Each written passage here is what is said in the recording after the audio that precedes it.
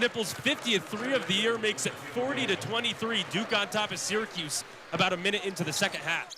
At this point, it became really obvious why the Blue Devils hadn't lost to the Orange in 5 years. However, the one thing more familiar in the Dome than a big Blue Devil lead was former SU forward Malik Brown rocking the rim.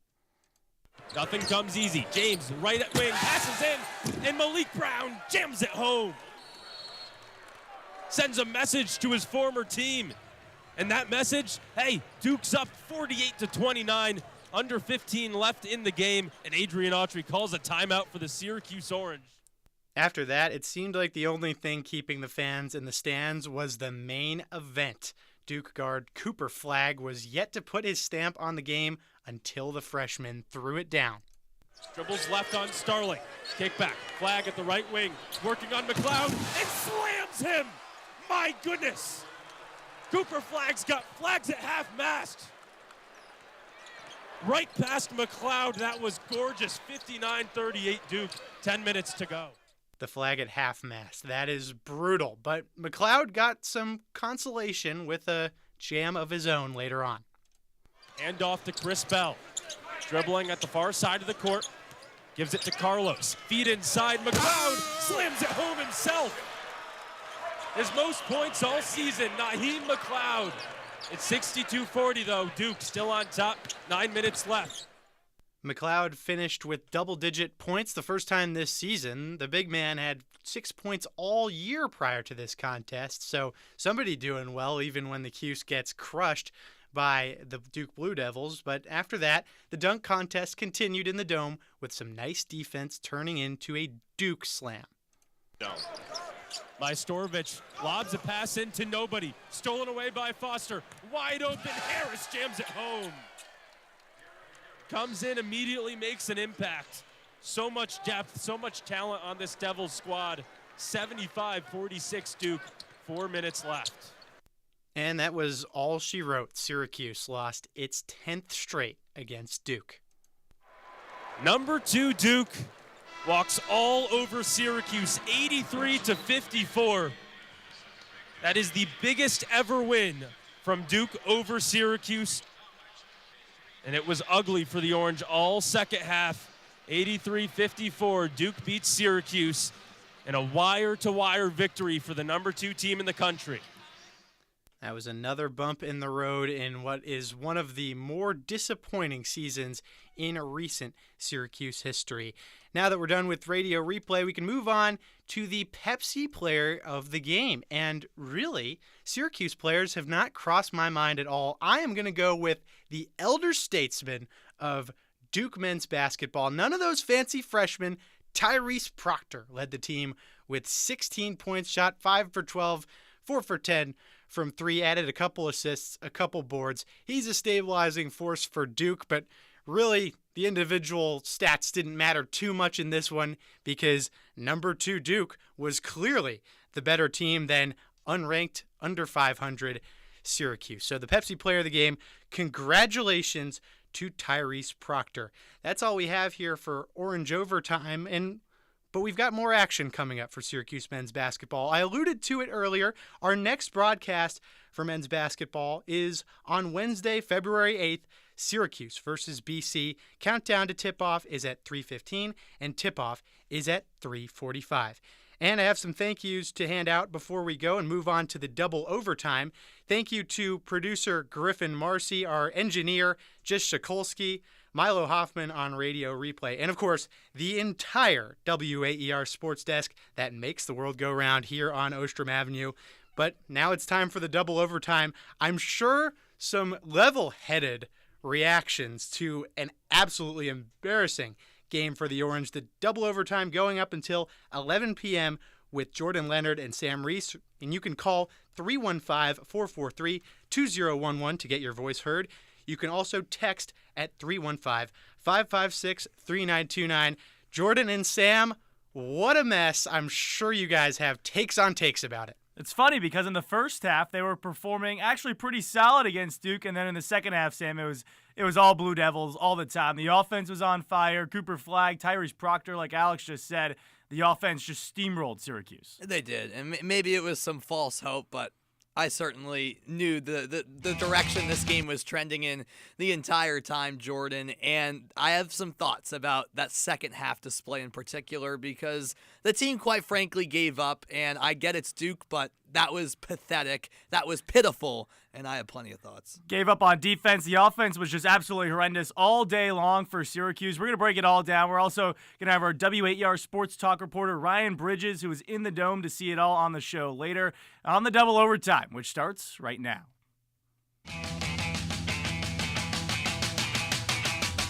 The game may be over, but our coverage on WAER is not. Here on the double overtime, we'll be breaking down all the highs. Copeland, left wing three! It's good! Quadir Copeland wins the game for Syracuse! For the first time in 1,856 days, Syracuse beats an AP top 10 team. Darling drives to his right, puts up a layup. No, but Copeland with the putback slam! Oh my goodness, Quadir Copeland makes a statement! And the lows. Syracuse walked into John Paul Jones Arena looking to make a statement, and Virginia said, oh no you don't. Cavaliers 84, Orange 62 your final. Well, Syracuse heads into North Carolina and faces its worst loss in its history in the Atlantic Coast Conference. Heartbreaking. The Orange bow out in the second round of the ACC tournament for the second year in a row. Delivering our hottest takes along the way. The expectations should be higher after a few years when Adrian Autry sets that bar, but the bar is still low. 5-star, Donnie Freeman. Yep. I mean, this guy has the tools. I think he could be the truth. I think Lampkin and the combination of him and Carlos will rejuvenize this team and make them an actual complete basketball team. Get your voice heard by calling in at 315-443-2011 or check out our YouTube at WAER Sports Talk. It's the double overtime, and it starts right now. Welcome on into the double overtime, everyone. Jordan Leonard, Sam Reese here, breaking it all down. A number 2 Duke win over Syracuse, 83-54. If you want to get your voice heard, talk about the abomination that was the second half. Call in 315-443-2011. You can text us 315-556-3929. And Sam, the second half, 46 points for Duke. 69% from the field. The defense for Syracuse was horrendous in the second 20 minutes. It was. I don't want to say they gave up, Jordan, but it was bad. It was bad. And you got to give Duke credit. They were moving the ball around brilliantly, but multiple Syracuse players on several possessions just seemed lazy in making any sort of adjustments, Jordan, closing down the shooters, because really every player at any given moment for Duke can be a dangerous shooter, and the box score tells you just that, and the Orange just weren't reacting in time, and it became frustrating very quickly because this game in the second half just got out of hand, to say the least. I can't say it's surprising, but it's very disappointing the way this team just absolutely collapsed in the final 20 minutes. I think you could say gave up, especially at some point in the second half. I mean, you look at the way the team came out in the second half. You know, I think everyone thought this game was going to be a blowout. The line before the game was 17.5 in favor of Duke on the road. Yep. But the way the Syracuse played in the first half was pretty good, pretty solid. It was an 11-point game before that Tyrese Proctor 3 just before the end of the first half. But then you look at it, and Duke just came out and absolutely stomped all over Syracuse in the second half. That's what's the most, I think, disappointing to see from this game is you kept it within 15 points, which I know you're not a fan of that, but that was solid first half performance. 23 points. You scored just 23. But you hold Duke, who averaged 80 points per game, to 37.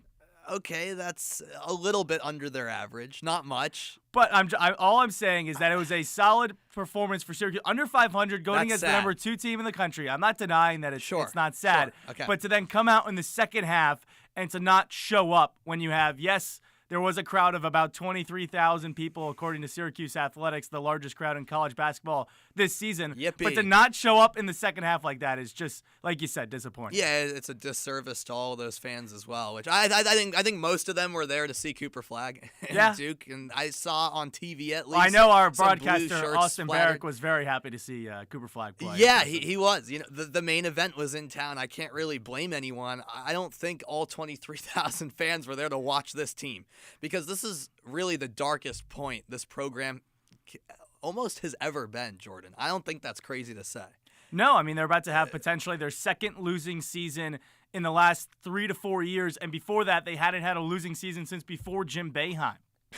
Unreal. And if I'm not mistaken, I heard that this was Syracuse's worst loss ever to Duke, yes, too. At the end of the day, it was the worst loss ever to Duke in its history, which, again, to start the game, you would not have thought that, because this game was close early. It was 4-4 near the first media timeout. Syracuse played good defense. Yeah, and Duke did miss some shots. Duke did miss some shots, don't get me wrong. They did, yes. But they were in the game. I don't think they really were. I'm going to be honest with you, Jordan. There's a difference between legitimately being in the game, though, but and they weren't. Knowing that they aren't going to come back from the deficit. Okay, it might be a mix of both, but they weren't truly in the game because of the offense. As great as their defense was, as good as their defense was for the most part in those first 20 minutes, I knew that they weren't in this game because of how pathetic the offense was. Starling scored the first 7 points of the game for Syracuse. He didn't score another bucket until about midway through the second half, and no one else really stepped up. They needed Naheem McLeod to have a double-digit scoring game, the first time he's done that since last year against Chaminade in Hawaii. How about my that's main man, pretty Naheem sad. McLeod? Sure. I mean, he did his thing, I guess. Yeah. But he was also kind of a liability on the defensive end. I mean, Flag just basically everyone was a liability on the defensive Correct. end. I mean, I think they did play better defensively this year than they did last year, just because of the size down low. Yeah. But again, when you just go back and a couple plays come to mind. It's been the pick and roll defense all season long for Syracuse. They cannot guard in the pick and roll because their bigs are not athletic enough either to pressure up top and then get back, or if they sag down, they're not tall enough or can't jump to contest the shot. Eddie Lampkin cannot jump. He has no hops whatsoever, so you can't guard. He can't do anything. He is probably the worst pick and roll center to guard the pick and roll in college basketball. It's no complaints. unable. I mean, when you look at Tyrese Proctor, the way that he ran the pick and roll, he just kind of slow-stepped it down after going around the pick, because at some point Eddie's going to go back to the big, and then he has an easy layup. They just could not guard it at all. No, there were so many times when, there'd be a kind of a routine set play by Duke, and Syracuse just, to your point, they're too slow. They can't react in time, and the Blue Devils say thank you very much. Again, they're the number 2 team in the country for a reason. When they have this many dangerous shooters, they ended up finishing with 5 players in double figures, by the way. I guess Cooper Flag, an off game for him with 11 points, but you still got Proctor, who I shouted out, by the way, in McClurg Remodeling Countdown to Tip-Off with 16 points, and, Knipple chimes in with 12. Everyone, when they're open for Duke, is going to drain their shots. And to be fair, as you touched on, in the first half, they were missing some of those shots. The Blue Devils were a bit inconsistent, but then in the second half, they really exploited the Syracuse defense and took over. And Adrian Autry basically said, Eddie Lampkin, you're going to the bench the rest of the game because he was so bad.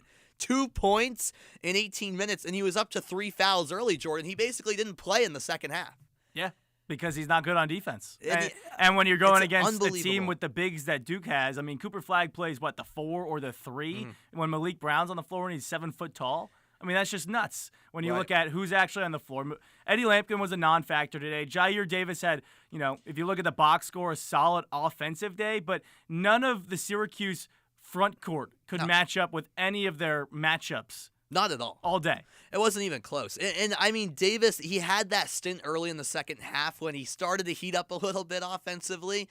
But even that, he was forcing up. I know you were talking, down in the basement with me about how frustrated you were with, his lack of driving to the basket. And eventually those shots, to your point, to back up your point, Jordan, started missing. I mean, Syracuse only shot 3 total free throws in this game, too. Well, that's a recipe for disaster. It means you're shooting on the outside, And consistently. Syracuse can't They shoot were the settling three very well. No, and They that haven't shot the three very well all season long. And yes, you have to shoot 6 for threes. 23. 6 for 23 today. They came into the game 14th in the ACC in three-point shooting. And yes, you have to make threes to beat a team like Duke. I do say that I agree with that. But quality three-point shots. You got to drive to the hoop. They were bad shots. Maybe get Duke in foul trouble potentially, which never happened because Syracuse just wasn't aggressive enough, especially getting down the lane. It's true, yeah. There were way too many instances where they were settling for either those deep twos with like a Jair Davis fadeaway that was contested and it's like 50-50 chance if it's going to go in or not, or just kicking it out and launching a bad percentage three that you hope is going to go in, and really none of them went in. I mean, Starling made 2. And Bell made 3. Chris Bell, he went 3 for 6 from beyond the arc. He was really the only player who could knock down those shots from deep. Funny enough, despite the struggles he's had this season. But outside of that, it was Starling a few times, and everyone else, it was just, let's hope for the best. And Starling still missed 5 threes. Yeah, I mean, you're right. Do you think the defense of the offense was the biggest reason for this loss? I feel like it's the offense still. The offense? I do, because to go back to what you were saying about that first half, Jordan, this would have been a game in that first half still if the offense could actually be competent and score. Yeah. You know what I mean? If anybody other than JJ could make a shot. If anyone else could step up, in theory, yes. You're talking about a close game at the half. It was still a 14-point deficit in that first half, despite how well you limited this Duke offense with, Flagg only scoring 7 points in that first half, only actually scored, 4 in the second. But you were frustrating this Duke team a little bit at certain points and was keeping it close for a bit. But the offense had no answer, and so the Blue Devils still managed to gain some separation heading into the halftime locker room, and I knew then, you can't have it be a double-digit game at the half. This Duke team is going to take off because there was an opportunity there, and you didn't take advantage because this is a pathetic offense for Syracuse. It really is. What do you think at home? What caused the loss most? Defense or offense for Syracuse? Call in 315-443-2011. You can text us 315-556-3929. Check us out live on Twitter and YouTube with a live video stream. And hey, you could disagree with Sam. It's hard to disagree with you, Sam, because you make a good point. It's one of those things like we were talking about just a little bit earlier, is like whether or not they were in the game or you kind of knew that they had a chance or not to come back. Yes. When you can't score on offense, and we've seen this all season long. You'll never have a chance. We've seen this all season long with Syracuse. Yes. Especially with a team that's not that good on the defensive end. If they can't score, they're not going to win this game. Even if it was like even if they're playing some great defense. Even if it was an 8-point game, let's say 40 to 32, doesn't matter. Don't have any confidence in Syracuse because if you can't score, you can't make 3-pointers, you can't come back in a game, especially to the number 2 team in the country. And it's just frustrating too because there are some guys that are capable, Jordan. I mean, Lucas Taylor for example, was coming off of his best game with Syracuse against Cal. I mean, he was balling out that game. Well, he's been up and down over the last couple of stretch, too. He had a 6-game stretch between December and January with double-digit points, and then he's been up and down until that 19-point game against Cal. Yeah, correct. But for him to have, 17 minutes and just knock down 1 3, that was it. 3 points. And then Kyle Cuff, who's been a spark plug off the bench, he was essentially a non-factor. And it's been the same old with Elijah Moore, too. I forgot he played tonight until I looked on the screen. Because he got put on the bench with in the 2 first minutes half. left. Yeah, and he was out there and scored a consolation bucket, so he didn't finish with a goose egg. I mean, but therein lies the problem, though. When you're relying on Lucas Taylor and Kyle Cuff to be those second it's just scorers, not a talented team. It shows how not a talented team they are. No. I give Syracuse credit. They hung around in the first 10 minutes. In the first 10 minutes, because the last 10 minutes. other than last year's game against Duke on the road, the last 2 home games, Syracuse has absolutely got their doors blown off of them in the first 10 minutes. Yes, it was a worse loss that Syracuse has suffered to Duke all time. The second half was pathetic. The first half, you cannot tell me the first half was pathetic. No, but I don't care. I don't care. This team cannot put anything near a full 40-minute performance together. You can't judge them like a team that actually has the capability of beating Duke, though. No, I'm not saying that, but they lost this is their worst loss to Duke ever. Yeah. I mean, come on. They gave up at the end. I mean, there was an inbound pass. Though. There was an Okay, how about The game was that out of doesn't reach matter. by them. The game was out of reach by So them. you're saying you could? If, I'm not if it's saying out that of reach, giving you can just no, quit. No, I'm not That's saying basically that. what you just said. I'm not saying that, but that's the reason why it's the largest loss in Syracuse versus Duke. I mean, You Peter look at- Majstorovic on an inbounds pass with about 6 minutes left, he literally tossed it to Duke. No communication. I mean, that's unacceptable. I don't care how much the deficit is, Jordan. And Duke was like, it was like the Harlem Globetrotters at the end of the game. The second half was I literally mean, that's the Harlem bad. That's Globetrotters. men I mean, against boys. And you these are listen- two ACC teams. You listen to Tyler Aiken, Cooper Flag. What do you say? Flags at half mast. Yeah, that's a blowing great right call, by the way. Naheem McLeod. And you mentioned Peter Majstorovic, and this has been a problem all season for Syracuse too. And again, when you play a good team, you have to take care of the ball and or force turnovers, and they did neither today. 14 turnovers for Syracuse, resulting in 23 points off turnovers for Duke. Yeah. Only 6 turnovers, forced for Syracuse. Correct. Today, it was a sloppy game for Syracuse and a clean game for Duke. Syracuse really stood no chance. An 83-54 win for number 2 Duke over Syracuse, the largest win for the Blue Devils against the Orange in program history. Call in the show, 315-443-2011, or text us 315-556-3929. Check us out on Twitter and YouTube at W8ER Sports Talk. And, it's another one of those games, Sam. You're coming off that Cal win, and, that was probably the best Syracuse has played, especially since ACC play has started. The 17-point halftime lead. Yes. They came out firing after the absolute dud they laid against Stanford. And you come back and, for Dome standards, not a quality crowd, especially against Duke. But you come back home against a team that they want to quote-unquote, and it's not a rivalry, quote-unquote call a rival, and you put out a dud, especially in that second half. By the way, I find that hilarious that Syracuse still views this as a rival, by the way, as a rivalry, Jordan, because I just love picturing it from the Duke perspective. Like, this is just another game for them. Yeah. Think about it. And for, the students at Duke. Like, It's a bad game They're for like, them. exactly. It's a bad game for And you them. want to know the Like, reason, this is by the not way? a rivalry. The Syracuse fans call it a rivalry just because when they entered the ACC, Syracuse was in its heyday. The whole CJ Fair charge call game. They had some Rodney great Hood. battles back in the day. Coach K against Boeheim, and I get that. But at the same time, I mean, this is far from a rivalry. It's not a rivalry at all. Not at all. And one of the reasons Syracuse really struggled in the second half was coaching. We got Keith from Cazenovia wants to talk about the coaching. Keith, what you got?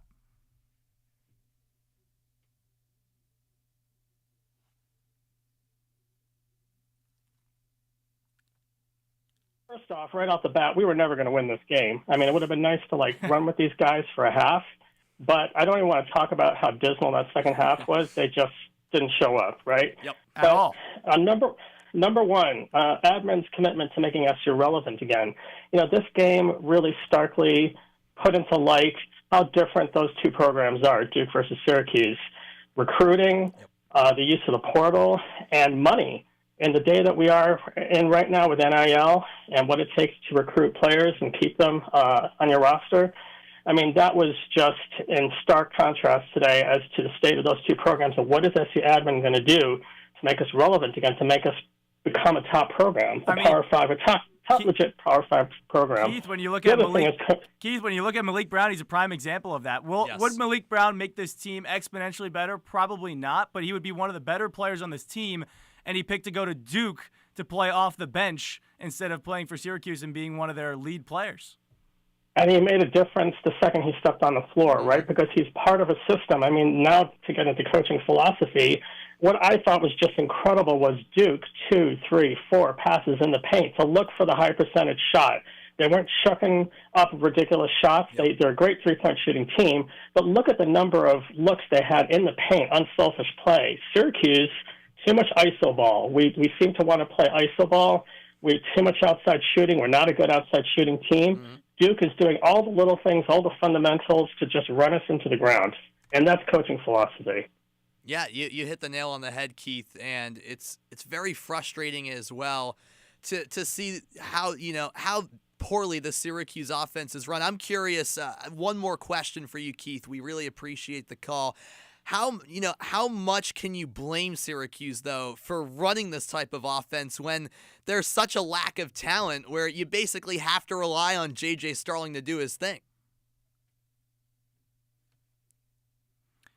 No. Well, we've lost Keith. Looks like he's That's got, all right. I'll answer your question. You answer though, my Sam. question. And Yes. Keith brought up a good point, is the fact that when you look at both Duke and Syracuse, he brought up the passing that Duke has. Yeah.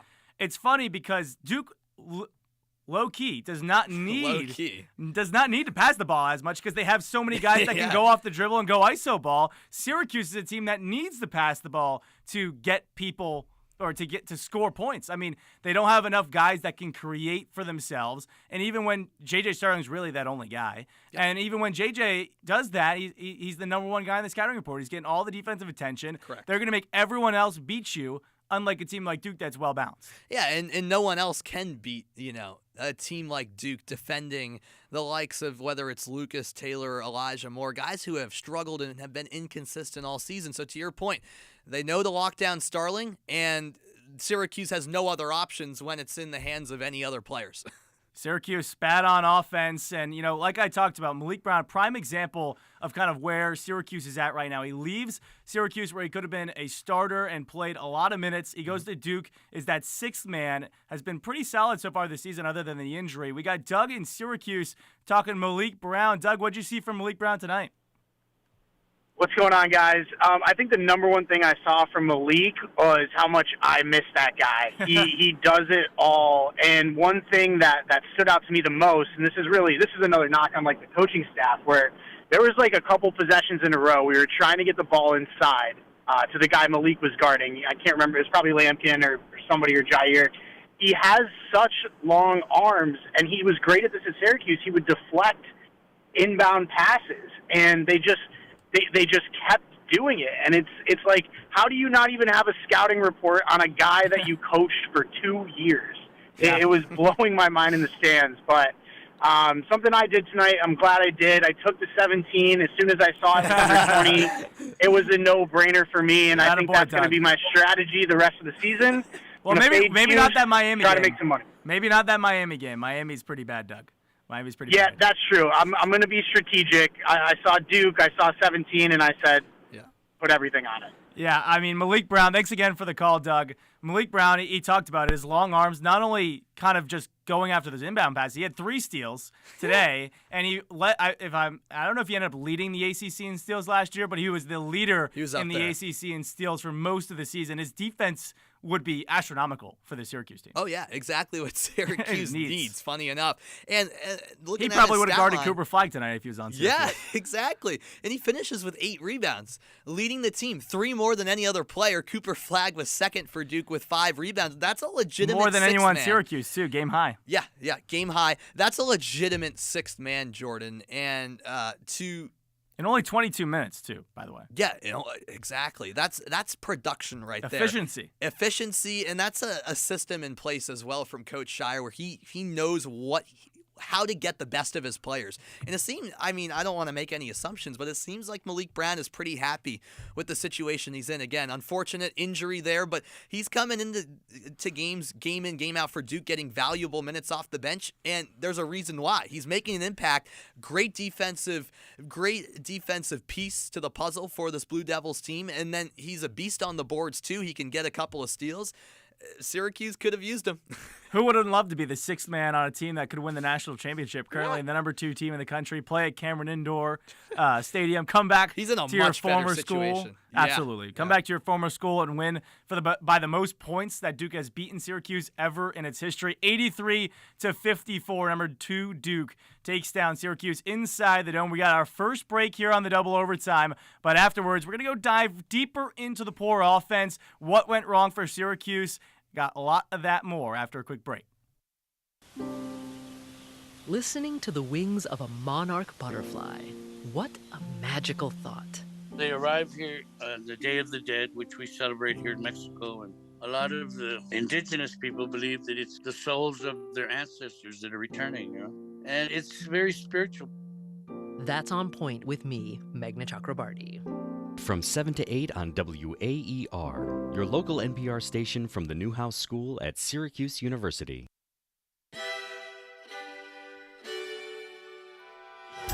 If the government was not going to look at these numbers, we were going to answer the question, how many people died in Puerto Rico? This is how the news should sound. The biggest stories of our time, powered by the journalists of the New York Times. I'm Michael Barbaro. This is The Daily. Weeknights at 6:30 on 88.3 WAER. There is a one-stop listen for everything Syracuse athletics. You got great talent on this offense. Like, you can't go dormant for an entire quarter. And the Ostrom Avenue podcast provides unique opinions, plus exciting interviews from industry experts. Joined by Georgia Tech play-by-play broadcaster Andy Demetra, Syracuse.com, football beat reporter Emily Laker. Check out weekly interviews on YouTube and listen at WAER.org or wherever you get your podcast.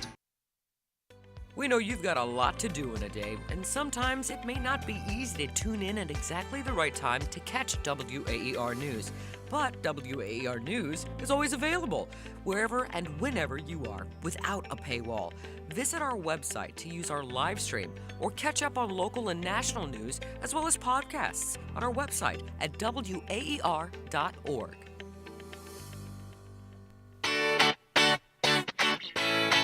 Here comes Syracuse, left to right with Starling. Floats it over to Moore. Jab and go against Flagg in the paint. Kick out Starling, a left wing three on the way. Cashes it in. JJ's got 7 points. The Dome is alive.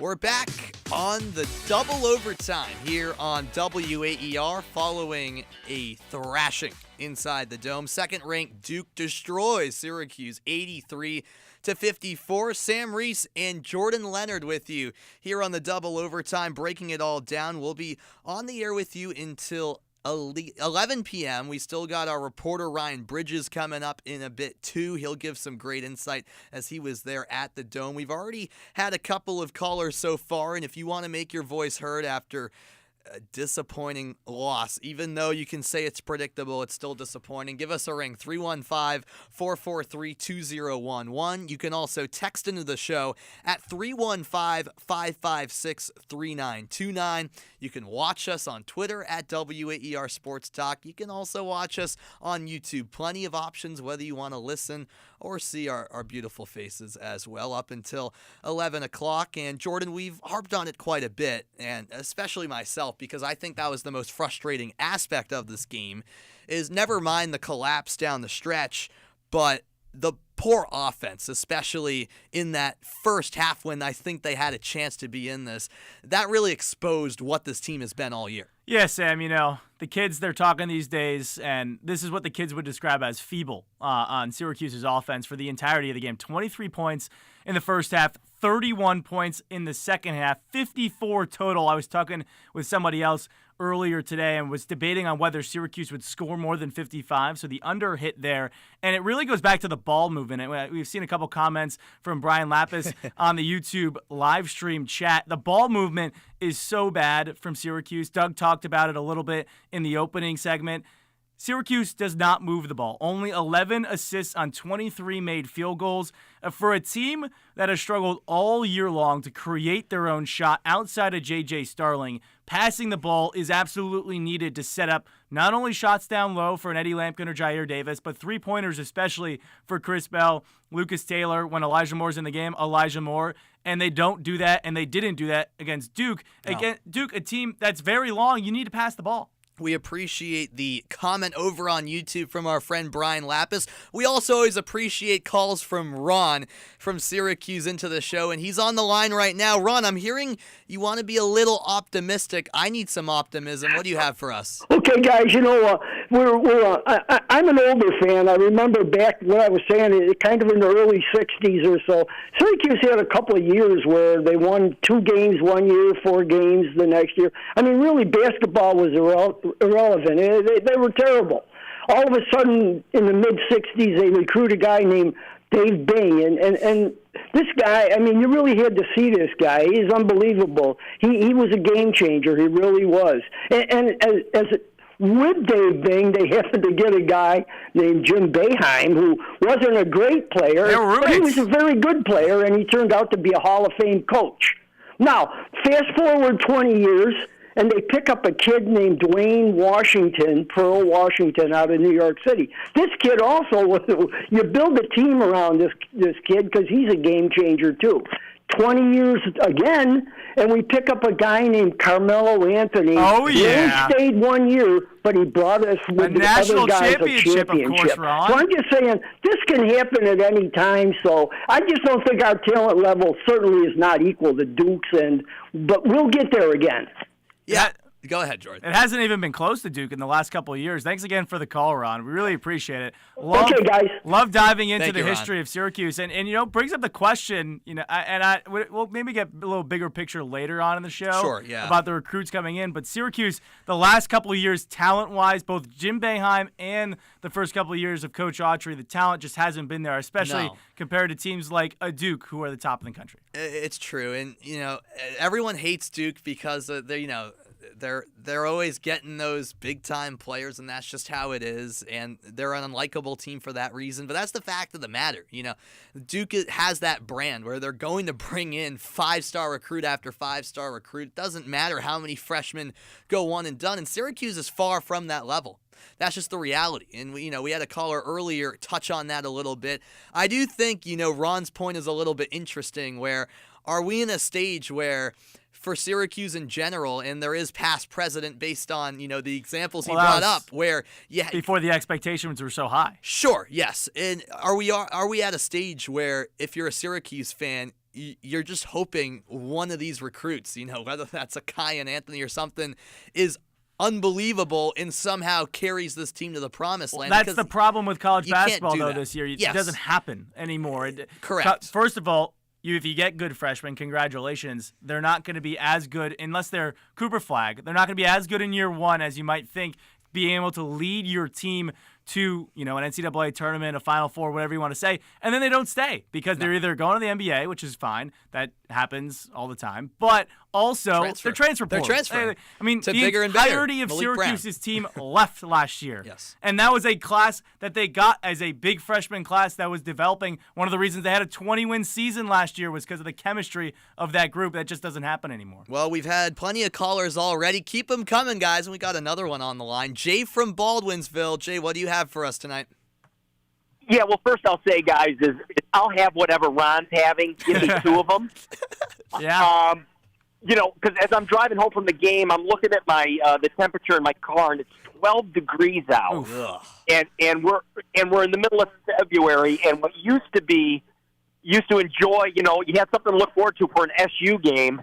That has gone by the wayside. But what I'll say, guys, is what you had tonight is plain and simple.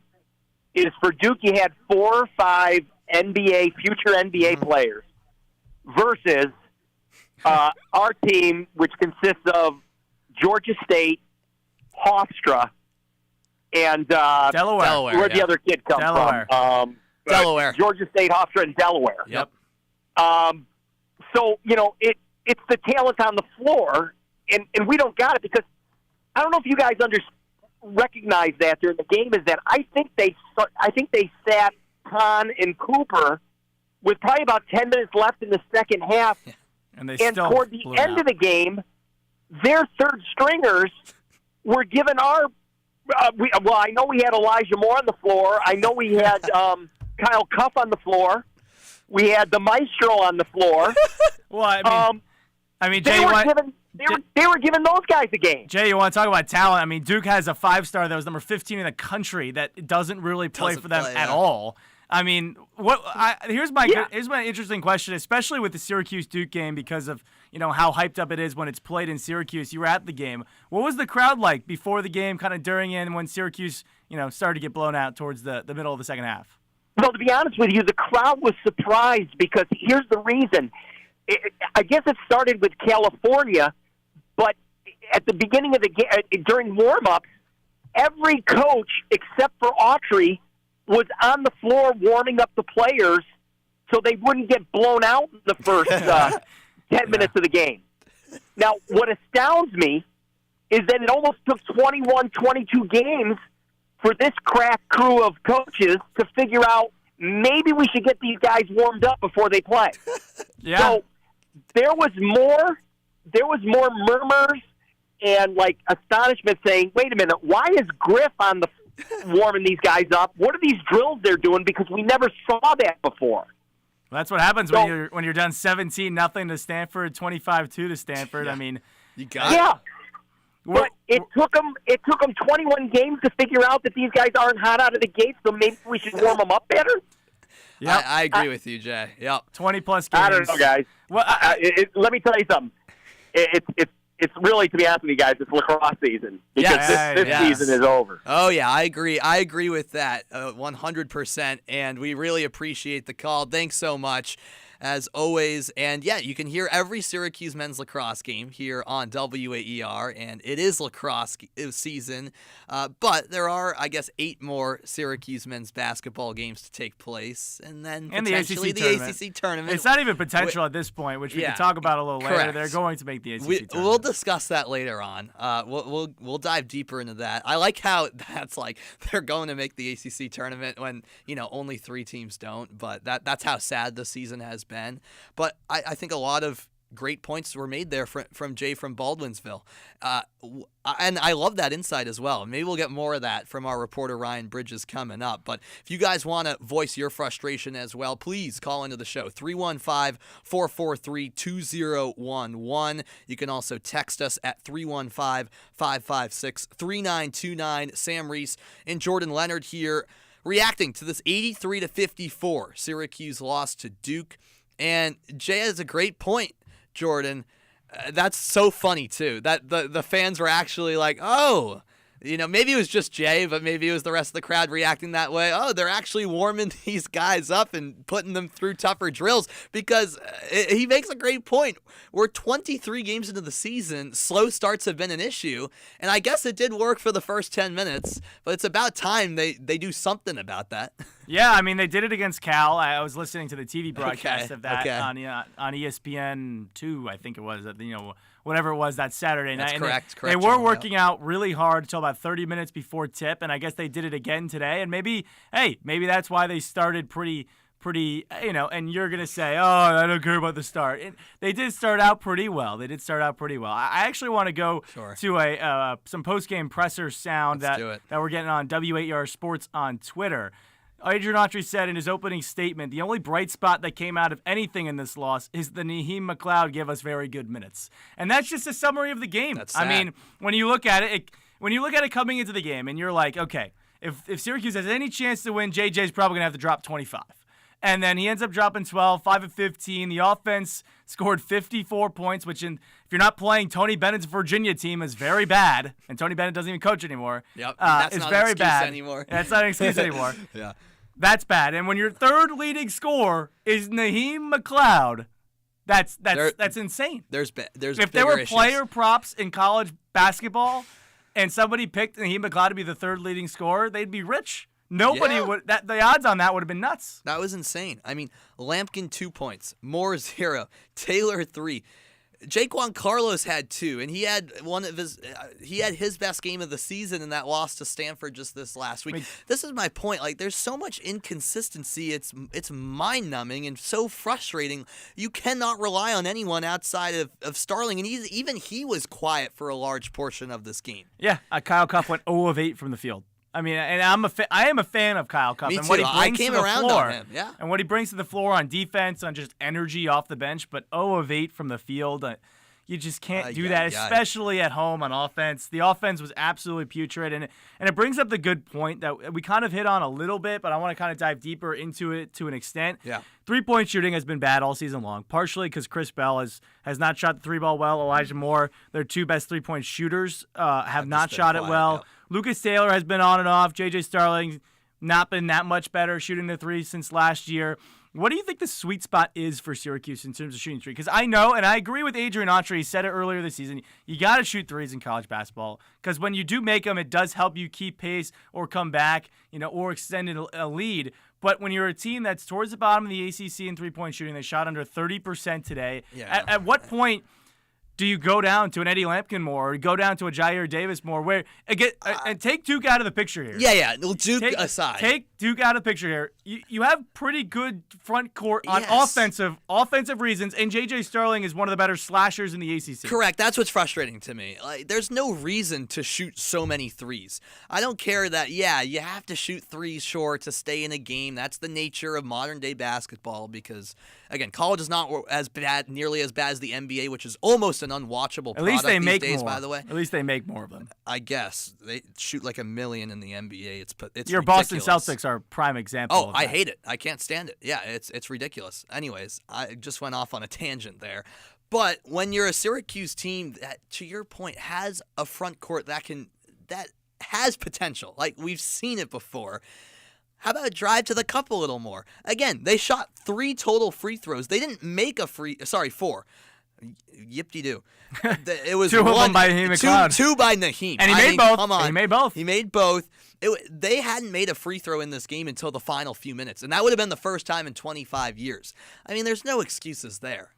Zero. You got to just, again, like you said earlier, test Duke a little bit. Be aggressive. Put a couple of guys in foul trouble, and then you never know what's going to happen. Instead, it's just a conservative offense that relies on Sterling. There's no ball movement. It's the complete opposite of Duke, really. When you're passive against the number 2 team in the country, when are you going to be aggressive? I mean, never. No holds barred. You're coming into this game 17.5-point underdogs at home. Nobody expects you to win, and you don't put Duke on their heels. I mean, they stuck with them a little bit at the beginning, but that was because the defense was able to hold up. So Syracuse on its heels trying to guard Duke. Take it to them. When are you going to do it? When? And that goes back to what I was saying earlier where, I guess they kept it a little close in the first half, but I personally I don't think Duke was ever scared at all. Like, they knew the whole time they had this win in the bag. We have another caller as well on the line. Keep them coming, guys. We have Emily from Oswego who wants to talk about this humiliating loss. Emily, what do you have for us tonight? I really had faith in the Orange. Like, I was thinking, honestly, that they were going to be a top finishing team. So I'm so disappointed. Emily, still there? Yeah, sorry. I'm in the car, but I had to call in because I'm literally so annoyed. Yeah, I mean, Syracuse, you look at going into this season, Emily, you could argue there's a lot of new players, but I think there was more optimism this year than there was going into the previous season.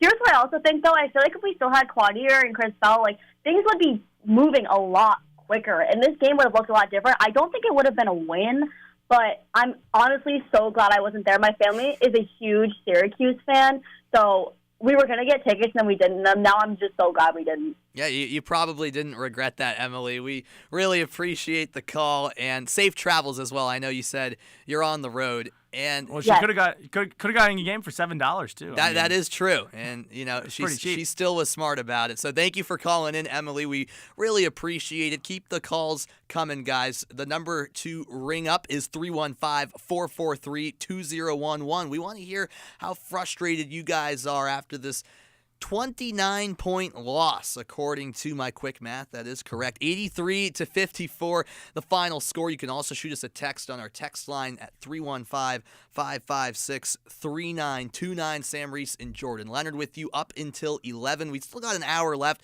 on the double overtime, and Emily kind of summed it up nicely too, Jordan. I can tell you want to talk because, and you said it as well, like there was hype around this team at least a little more after a promising last season. And she also hit the nail on the head. Guys like Quadir and Malik leave. You mentioned the transfer portal playing a factor, and those are guys that could have easily made an impact on this year's team. Yeah, I got a couple things here. Talk about the optimism. Austin Barrick, who was on the call the first half today against Duke, on the basketball preview show on these very same airwaves, was very optimistic about Syracuse being in the top half of the ACC. If just looking at the piece of paper with the roster sheet and everything that people have done and the players have done in the past, I can't disagree. I thought they would be in the middle, maybe not towards the bottom like they are right now. But I think the biggest thing there, and I agree on the Quadir part, I think Quadir is the biggest loss from last year. And overall. He went to McNeese. He went to McNeese. Yeah, he went to McNeese. But if you look at it, Quadir on this team would do so much. He would I think he would be the starting point guard. because he can dribble. He was really good at assisting last year, especially the game that comes to mind was that Pitt game on New Year's Eve where he had, I think, 6 or 8 assists and a bunch of, I think he had double digits, a bunch of rebounds. But he would be a great job at distributing the ball, taking J.J. Starling off the point. Getting you can't even compare Quadir to Jaquan Carlos because the height difference, the aggressiveness, completely the quickness. And then on the defensive side, that's your number one defender. He brought the energy, remember that? He brought the energy, and he's just good on defense. Yes. When you look at him compared to Lucas Taylor, and Lucas Taylor's solid, but Lucas Taylor is not a number one defender on a good Power 5 ACC school. Quadir Copeland has the skills, the length, and the energy to do that. And he's easily the biggest loss for Syracuse if you go back from last year and you look at the roster to this year. Well, if WAER alum Ethan Frank happens to be tuning in, I know he has a smile on his face with you raving about Quadir Copeland right now, but it's all true. The way this team has been a disaster class is how I'd phrase this team. 10-13 overall record. They're 4-8 in ACC play. And we've been hearing the frustration from the fans, but I think there's also been a sense of everyone saw this coming. Like the scoreline is not surprising to anyone. Except for Austin. Except for Austin. Maybe not today, but earlier in the season when the season started. Austin was very high on this team in the basketball preview show. That's just how it goes. But a lot of things happen here on WAER Syracuse. Yeah, to be fair to Austin and a lot of other people, before the season started, there were talks about could this team sneak into the tournament? Are they a bubble team? There were talks. I never believed it. In fact, I said on a I believe a sports night, it wasn't the basketball preview show, but right before the season was starting, that this team wouldn't come near making the NCAA tournament. I didn't think they'd be this bad. Obviously, I don't think anyone did. The entire ACC's been it's trash, and I also bad. called that a 3-bid league. 3-bid league. I gotta find the tape of when I said that. By the way, you should go find. Because people were hating on me about how I said the ACC is a terrible conference. Hey, if the haters aren't hating, you're not doing your job, Sam. Hey, if you have no haters, you're not doing it right. Oh, man. Again, 83-54 the final in this one as Duke takes on Syracuse. And here on WAER Syracuse, it's Sam Reese and Jordan Leonard reacting to this one. Again, we'll be with you until 11 o'clock. So we still got a lot of time left in the show. And when you have Nakeem McLeod as your third leading scorer, there are bigger issues. I also want to go back, Jordan, to Eddie Lampkin. I really do, because we talked a little bit about the transfers going out that could have made an impact for Syracuse, but they did bring some guys in. Eddie Lampkin's a guy who scored 20-plus points in an NCAA tournament game last year for Colorado. The guy has shown he can ball, and for him to go out there tonight and basically be a non-factor, 2 points, picked up 3 early fouls, basically didn't play the whole second half. That's a big part of the problem, too. That's a guy who's supposed to make a huge impact on this team this season. And for your biggest game of the season in terms of your most quality opposition, for him to not show up, that can't happen. I don't know if it's more than Eddie Lampkin not showing up, but Syracuse misutilizing him on offense. When you look at Eddie Lampkin's skill set and bringing him in, yes, it was probably your best transfer in, and he had a lot of talent, played at Colorado for a couple of years, played at TCU. What he does well is work in the post. He can score, he can pass. Why Syracuse does not run more offense through the post is beyond me. I agree. Take pressure off J.J. Starling. He's better off the ball anyway. Yes. If Eddie's backing him down, J.J., again, a great slasher with the ball, probably a great slasher without the ball. Dish down low. There's different ways that you can run an offense with not just one guard trying to penetrate the middle of the floor. You can run it through the post and do the same types of stuff. And it's the balance, too. I mean, talk about the Duke passing. Yes. Syracuse, it just picks one way to run an offense in each half or each game. Either JJ with the ball or Jaquan trying to create or Eddie running through the post, and they never try to mix both and try to keep the defense off guard. Jordan's frustrated. We know you're frustrated.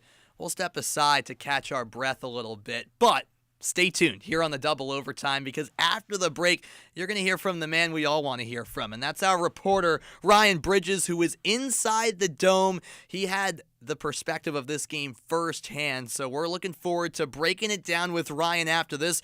Don't go anywhere, because the Double Overtime rolls on after this. Stick around.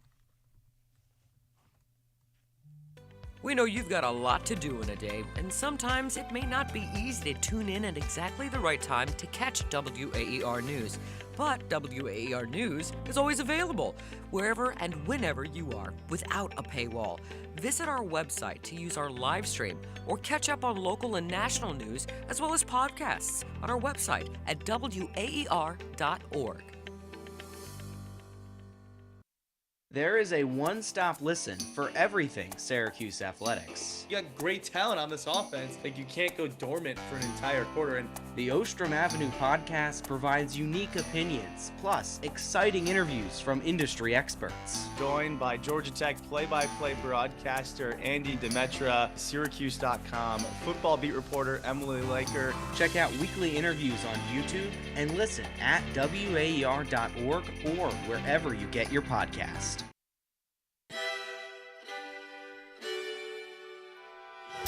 If the government was not going to look at these numbers, we were going to answer the question, how many people died in Puerto Rico? This is how the news should sound. The biggest stories of our time, powered by the journalists of the New York Times. I'm Michael Barbaro. This is The Daily. Weeknights at 6:30 on 88.3 WAER. Listening to the wings of a monarch butterfly. What a magical thought. They arrive here on the Day of the Dead, which we celebrate here in Mexico, and a lot of the indigenous people believe that it's the souls of their ancestors that are returning, you know? And it's very spiritual. That's On Point with me, Meghna Chakrabarty. From 7 to 8 on WAER, your local NPR station from the Newhouse School at Syracuse University.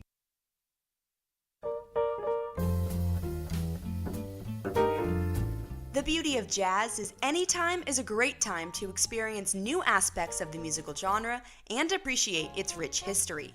WAER's HD2 channel is a dedicated source for jazz music 24 hours a day.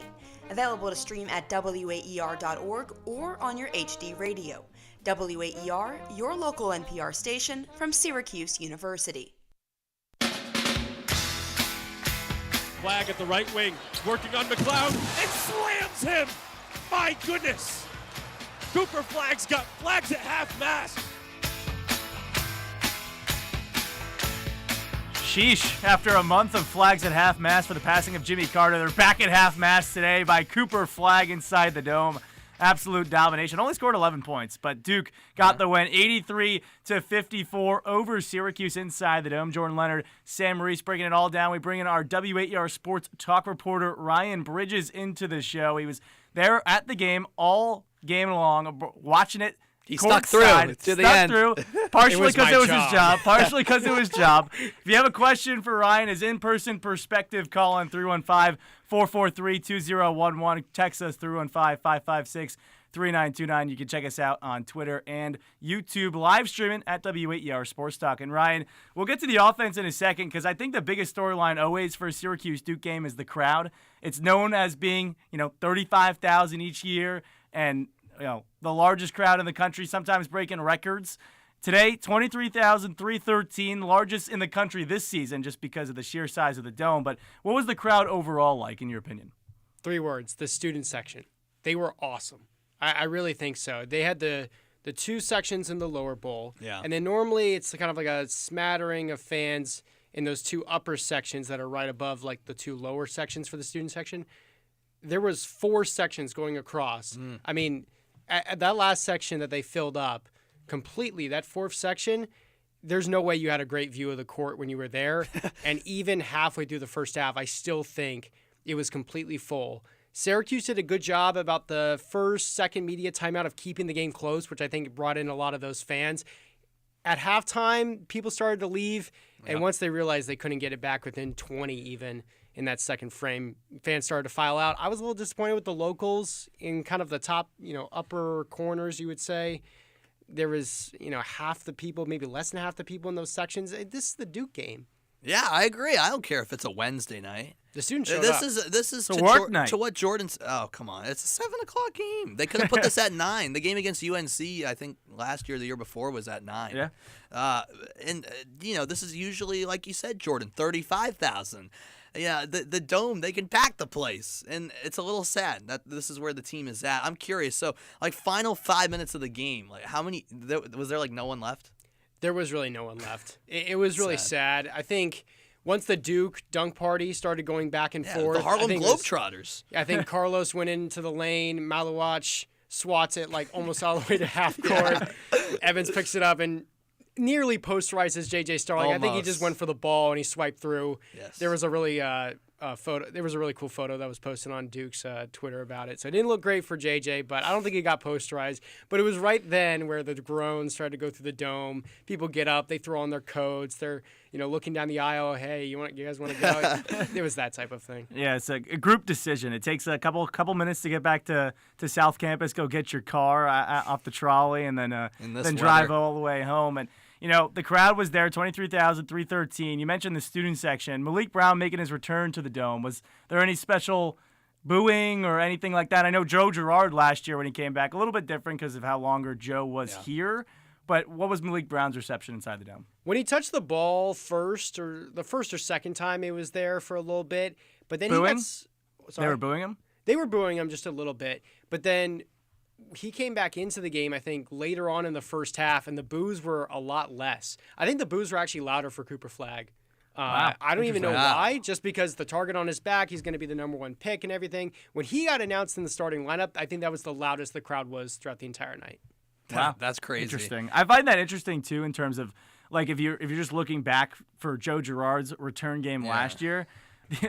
I would not boo Malik Brown. I mean, I loved that guy last year. He brought the energy. And John Shire said that he didn't really talk about the return that much. So the fans have every right to boo. Come on, I'm not saying they don't have the right to boo. I was just saying I wouldn't boo. Oh well. No, that's part of being a fan. No, I disagree. John Shire said in the press conference he wasn't even that focused on this game. If you know Malik, he doesn't talk a whole lot. He's very quiet. And John was like, he was just ready, locked in for this game. They had a conversation about it, but it wasn't a huge deal, and they went about their business, and he certainly went about his business too. The job he did on Eddie Lampkin was incredible. He forced Naheem McLeod to come into the game, in my opinion. Did a good job on Jair Davis and had a few blocks, scared away some of those Syracuse guards who were trying to drive in. Right, Jordan and I were talking about it earlier. Brown comes in. He's that sixth man, but an influential one that we saw on display tonight. He comes in 3 steals, led the team with 8 rebounds. Did you expect him to have this big of an impact for Duke against Syracuse tonight? Do you think the homecoming played a role in that? Or like you said, this is just kind of another game for Malik? This is another game for Malik, but he's going up against much worse competition. I remember watching him in Vegas earlier on in the year. They were playing Kansas. Yeah. And he was blowing things up in that game, both offensively and defensively too. So what do you think is gonna happen when he faces Eddie Lampkin, who's catching the ball in the post, but at the 3-point line? It's not hard to keep a guy from the basket when he's starting so far out. That is a quip I just have to get to. I just have to get that off my chest.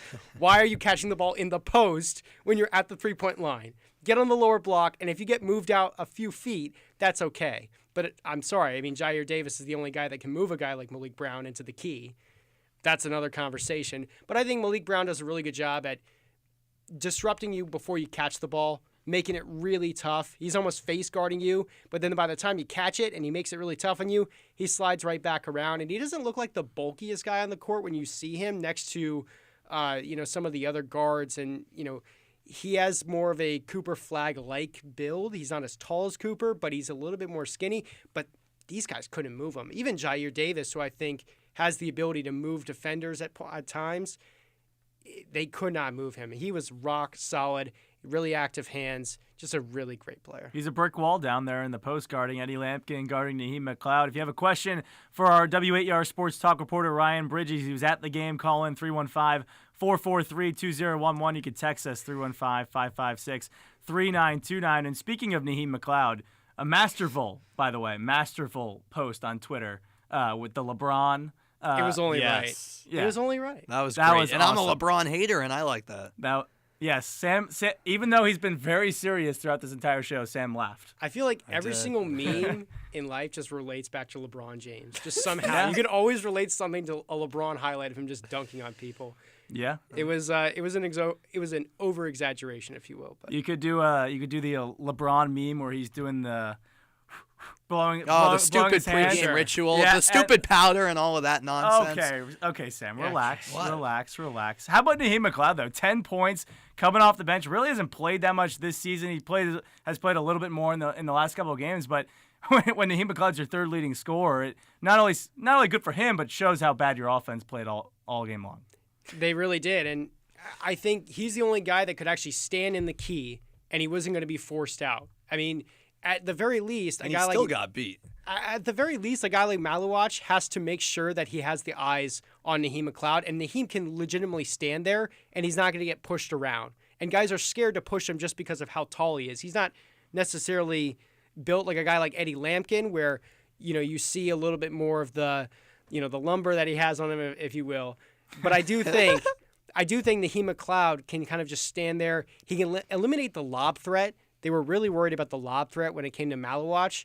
Thankfully, they limited the amount of drives that Cooper Flagg had, made him take a lot of twos. That was something that Adrian Autry touched on a lot in the press conference, because I actually asked him, okay, what was the strategy guarding Cooper Flagg? It was to get him out of the lane, make sure he's not driving to the cup. But when it comes to Naheem McLeod, he was that lob threat. When him and Starling were working in that two-man game, he was able to catch that lob a lot earlier, a lot better. I think Eddie Lampkin, every single time the ball gets thrown to him, he's just trying to tap it around. Every time he's clumsy. Every time he tries to grab a rebound, he's just tapping it around. You got to have two hands on it. Your passes have to be crisp. They have to be quick when you're dealing with the Blue Devils.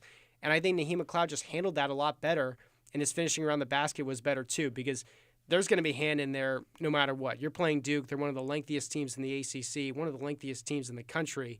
You just got to be able to finish through hands, and Naheem has the height to do it. So I was surprised, I'll admit, by McLeod actually finding success in this game. Like, I'll give him credit if he did what he did, but I don't think it made one difference on the defensive end at all. And, some people might like to claim that Syracuse kind of kept it close in the first half, like my friend Jordan Leonard over here. It was a 14-point game at the break, but then the wheels It was really 11 before the oh my three-pointer.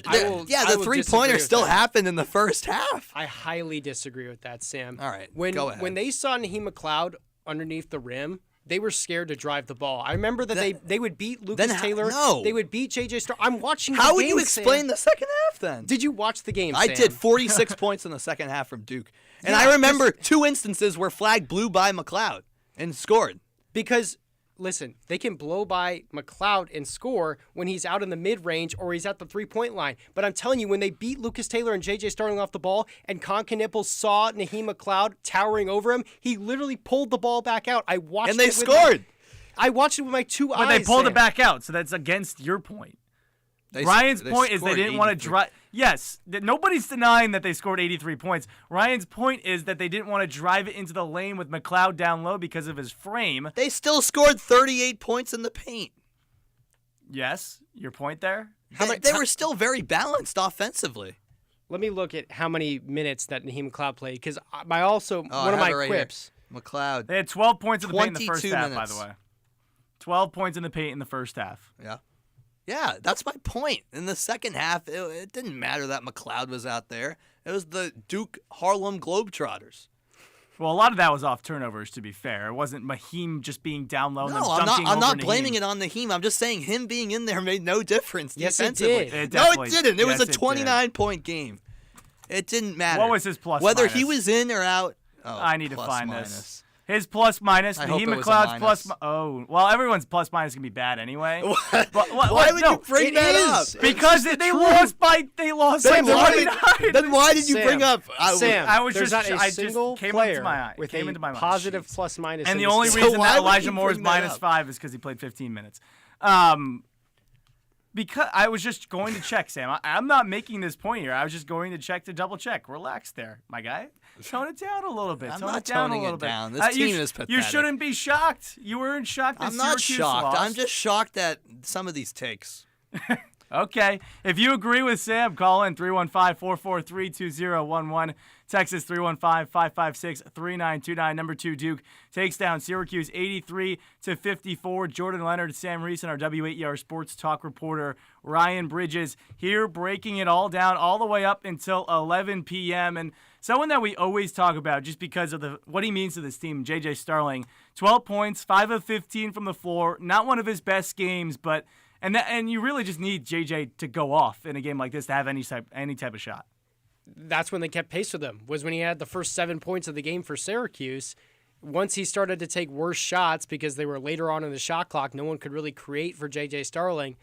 That's when the wheels started to come off the bus. Mm-hmm. They limited him on the drives, and they made sure when he went into the two-man game, especially with Eddie Lampkin, they just trapped. They weren't ready. They're not worried about Eddie Lampkin catching that ball because, as I said earlier, he doesn't catch the ball cleanly. Butterfingers. So you have time to recover into the key and guard Eddie Lampkin and make sure you figure out all the rest of the switches and who's going where, who's sliding to what part of the floor. Cooper Flagg, Malawach, they're just trapping J.J. Starling, and then eventually Lucas Taylor's got to come from the other wing, come out to half court just so they can get the ball to the other side of the floor. It was just a nightmare on offense, and it always has been. But also, what frustrated me in this game was when J.J. Starling would be standing there, and he's bouncing the ball with his right hand, and he's waiting for a guy to move, and he doesn't do the right play, he doesn't make the right cut.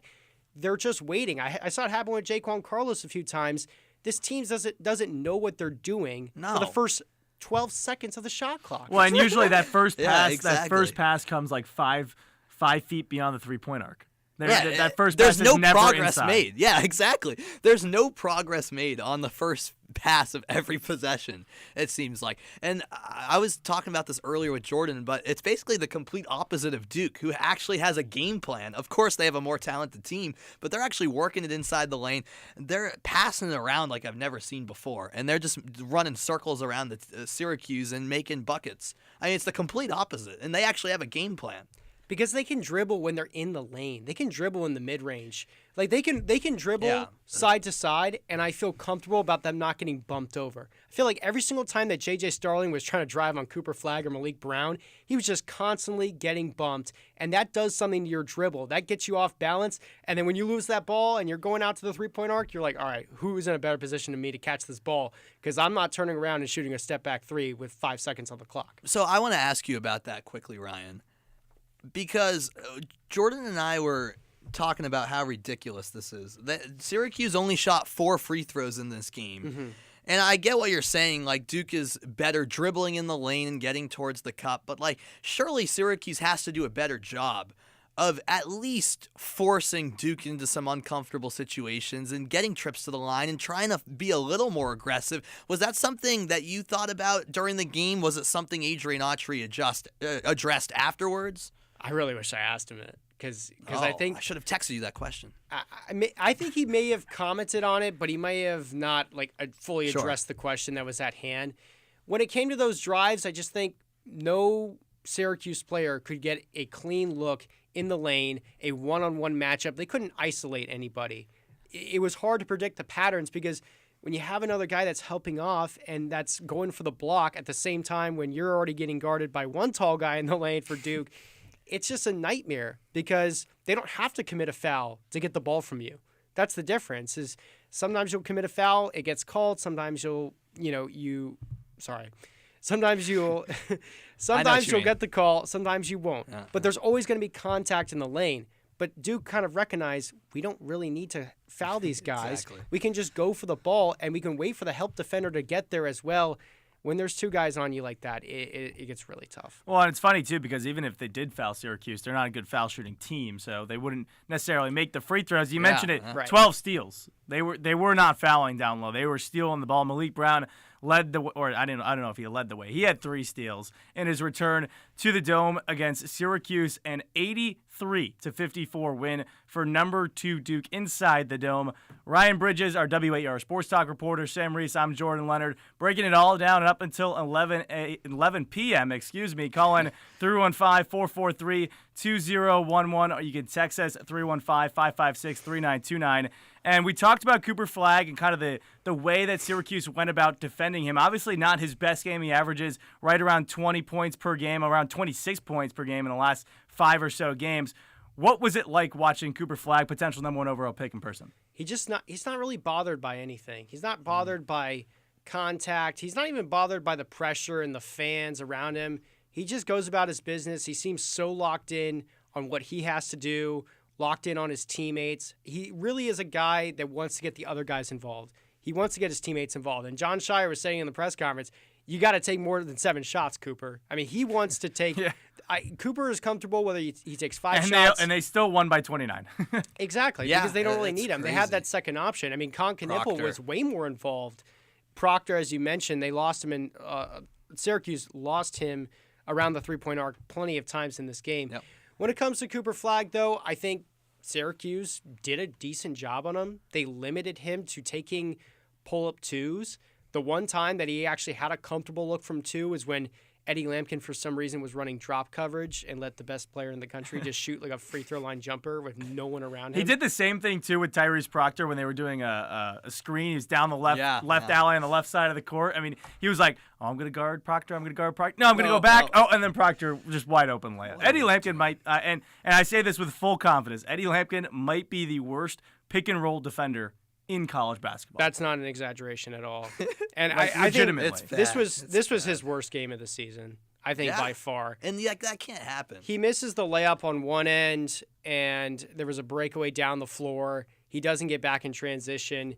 Easy layup. Our guy Austin Barrick on the call was just irate about that. I mean, he couldn't believe it. I mean, Tyler was on color for that half, and it was just inexcusable. And he did have a chase down block towards the end, but he couldn't catch the ball cleanly. When he did, he just held it. He forgot what when the shot clock was going off. That was like in the first 2 minutes, right? It was just terrible, and he has to stop with these drives and these kind of bumps into the lane where he thinks that, oh, it's a guy one-on-one. I can take anybody in the country, so let me just go right at Malik Brown. At that point, 3 Duke defenders are over there. He falls on the ground. He loses the ball. They're going the other way. He thinks that every single time he sees a one-on-one matchup, oh, I'm bigger and stronger than this guy, so that just means I can bully him over. Just play within the team. It's a mess. It's disorganized. Right. No one has a plan. Eddie Lampkin's a big problem with that. I do have one more question for you, Ryan, because you're giving some great insight, and I was a little bit jealous, that you got to be at the Dome because Cooper Flagg was there, the main event we talked about a little bit, but, a lot of hype around this guy. He says that pun fully intended, by the way. Yeah, exactly. Being from Maine. Yeah, correct, yes. And, Maine doesn't have these products ever, so this is a big deal for, a guy out of the great state of Maine to have this much hype around him. Number 1 recruit in his class, will likely go number 1 overall in the NBA draft. I'm wondering, when he came out and played, you mentioned how he kind of just goes about his business, but could you, feel the aura of Cooper Flagg in this one? Was there that aura in the Dome? 100%. I mean, he was inbounding the ball on the side out of bounds. Syracuse is down the floor. I think this was in the second half. It was actually to start the half, I believe. And he's right at the announcer's table, and he throws the ball in, and you see all the camera phones come out in that first section. All behind him, all the Cooper Flagg signs go out. It was pretty remarkable. And I think everyone knew who he was before he came in.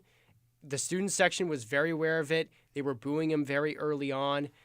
I want to say one more thing, because you said this is my last question. The way that they play Keys by DJ Khaled when Adrian Autry walks out every single time to the Dome. That student section, they were booing during Keys. Oh, really? I heard boos. I saw a fire red sign. I just squint my eyes really close at it because it was so far away. But I'm like, that is a fire red Autry sign. That's nuts. And we're not even in March yet. We're barely in February. And they're already calling for this guy's job. To be fair to the student section, I mean, as students that have been here for 4 years, they don't, especially if you don't know the history of Syracuse basketball, it's been pretty bad. And obviously Autry hasn't been the coach for all 4 years. But to go from a 20-win season to being now under 500 and most likely going to finish under 500. 3 games under 500, most likely going to finish under 500 on the year for the second time in a 3-year span. That's just bad. That's bad basketball. You go to a game like a Duke game and, you're hoping to be in it till the end. Luckily, the last couple home games for Syracuse against Duke, they've been blown out since the beginning. So at least, even though Sam hates when I say this, and I've said it a couple times in the hour and a half that we've been on here, they were in the game in the first half for the most part. But it wasn't a great ending. Won. Oh, wait. Yeah. Oh, 29. Hey, Sam, you know who else was a really touted prospect coming out of high school? Who? LeBron James. Yeah, but he didn't play college. He was too good. Yeah, he was too good for college. Well, now they have to. Cooper Flagg's too good for college. No, that's a rule, actually, now. I know. He has to play. He's not too good for college. Not too good for college. Sure But either way, we got one more question for our WAER Sports Talk reporter, Ryan that was Bridges. just my last question.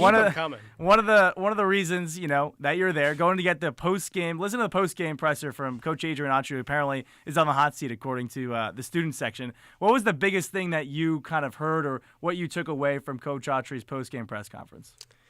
Ooh, there was a few things. I think he doesn't have like a definitive answer to some of the questions that the reporters ask him. He's kind of thinking about it. And look, I mean, it's an emotional game. You're coming right in afterward. You just addressed the team. There's not a large amount of time to collect your thoughts. You only get a minute before you can really walk in there after John Shire goes up to the podium. But I feel like he's not sure of some of the questions that the reporters are asking him. And a lot of them are the biggest problems with this team. A lot of them are recurring problems with this team. And he's kind of just thinking up his answer as he goes. Maybe that's just the way he talks, but I just think I've seen just confident coaches just have an answer right away. And I think it's because of the way the players respond to him. He doesn't want to say things that will point them in the wrong direction because he might not know what direction that these guys need to go in. When John Shire calls a player over, their attention is all on him. He has the onus in the huddle. He has their full attention. Autry screamed something at Lucas Taylor when they're going back up the floor. I think it had to be in the first half because they were going to the left side and they were attacking the right basket first. And, Lucas is like John back at him. He's saying something about like what he saw on the play. He's disagreeing with the coach. And I feel like if Red had that type of I don't want to say aura, but if he had that type of command over the locker room, I don't think someone is questioning what read he thinks that Lucas Taylor should have made on that play. Lucas Taylor's just saying, "Yeah, I got it, coach," or something like that. But instead, they're going back at him. I've seen that a few times with a few different players this season. I just thought it was a really interesting moment. Well, there you heard it right there.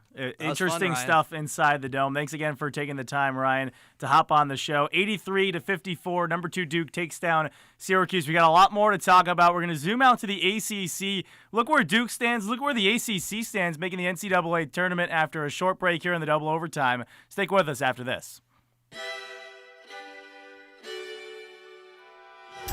If the government was not going to look at these numbers, we were going to answer the question, how many people died in Puerto Rico?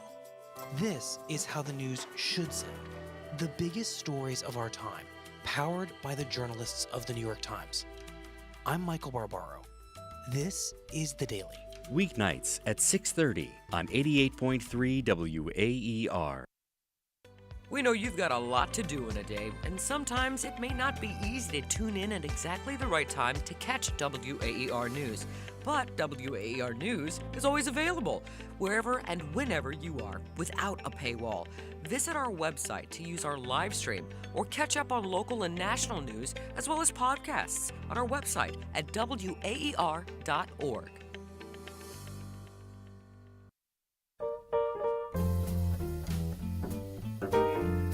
The beauty of jazz is any time is a great time to experience new aspects of the musical genre and appreciate its rich history. WAER's HD2 channel is a dedicated source for jazz music 24 hours a day.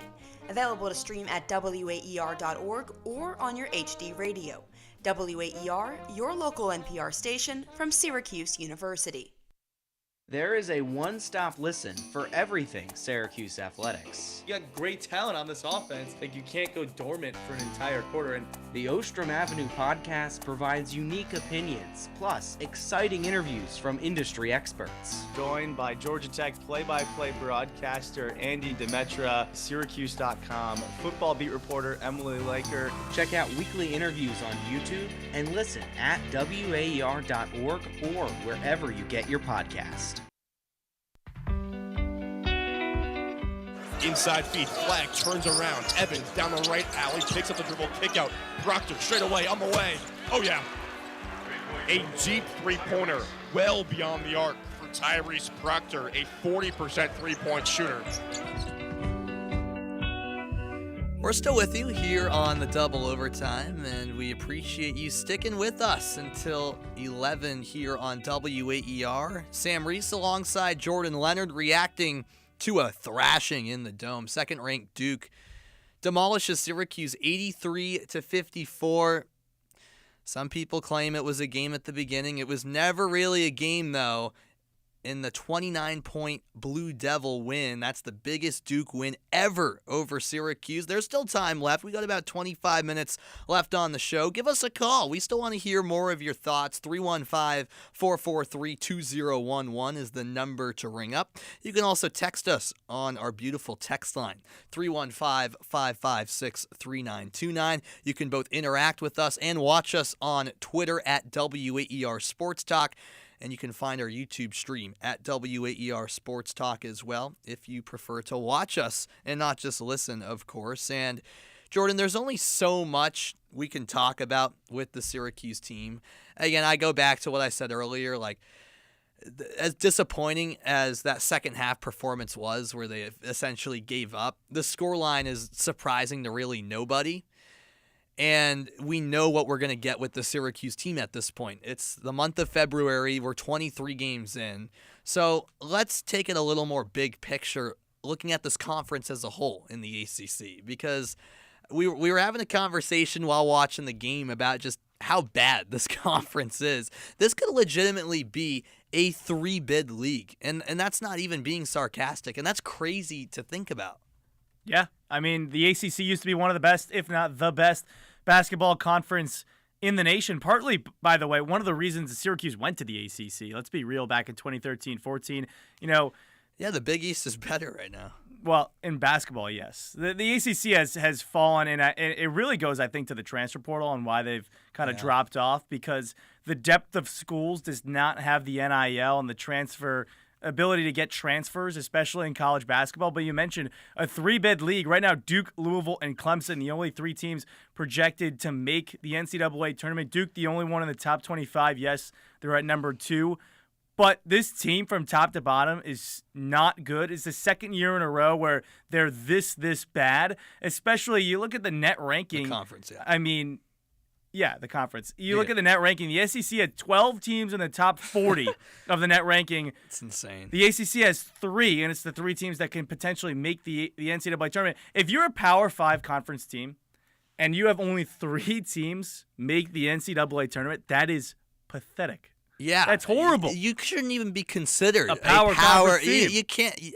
Honestly, that should be a rule. The WCC might get more teams in. Yeah, they should now be considered a Power 5 over the ACC. Yeah, the Mountain West has been, solid this year. Utah State, 41st in the net. But you when you just look at it too, the difference between, and you can tell the difference in talent between Duke, a Louisville, a Clemson. I mean, just look at the games Syracuse has played this year. That's why when you look at that, 3 wins in 4 games that Syracuse had earlier in January, Georgia Tech, Boston College, they get a couple wins. Yeah, and then you look at the games against Duke, Louisville, and Clemson, blown out by 24 against both Louisville and Clemson, and then blown out by 29 against Duke. By the way, both those Duke and Louisville games at home.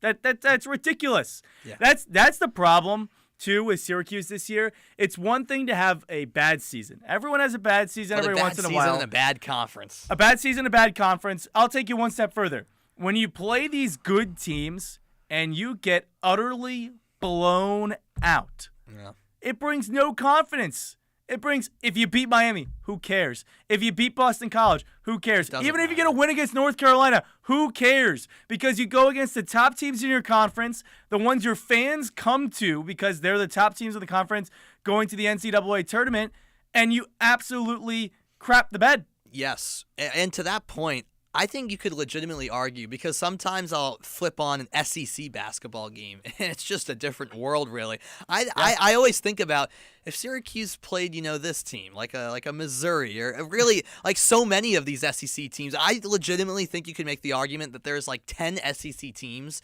that the top 10 SEC teams would all beat Syracuse by like 10 to 15 at least. Well, you look at South Carolina, 10-12 overall, 0-9 in conference, last place. They beat Clemson on the road, I believe. It might have been in South Carolina. Well, it was in South Carolina overall. No, I think it was at Clemson. I thought it was at Clemson. I think it was. They beat Clemson, who's one of the top teams in the ACC, and they're the worst team in the SEC. Yes, one game, but it just summarizes what has been so bad for ACC men's hoops. You just look at the ACC-SEC challenge. I mean, they got absolutely destroyed in the ACC-SEC challenge. You look at these bubble teams, Pitt, SMU, Wake Forest, North Carolina.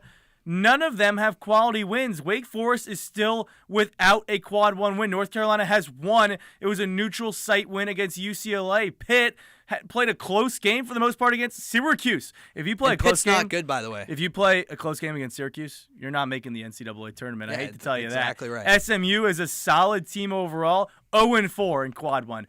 And part of that is because the conference is bad. They don't have that many quad one opportunities. Yeah. But then you got to do it in the non-con. You got to do it. And that's one of the reasons, if you look at the net, there's this whole debate on whether the net coming into the year is a accurate way to judge who should make the NCAA tournament. You look back to the Big 12 last season. They played a lot of bad teams. They beat a lot of bad teams by a lot of points. That increased their net, which made their conference games weighted a little bit more.